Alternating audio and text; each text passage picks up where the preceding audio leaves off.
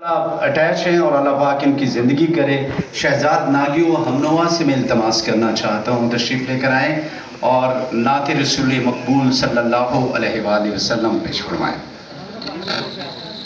और ये एक दोस्त तशरीफ़ लेकर आए हैं डॉक्टर इखलाक गिलानी साहब। ताइबा ले चलो, ये नातिया मजमुआ है।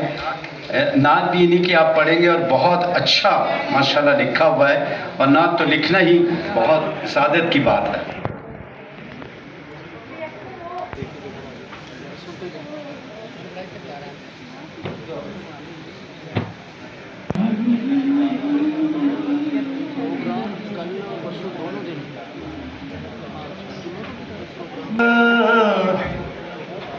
बेताब बेकरार है दिल तैबा ले चलो,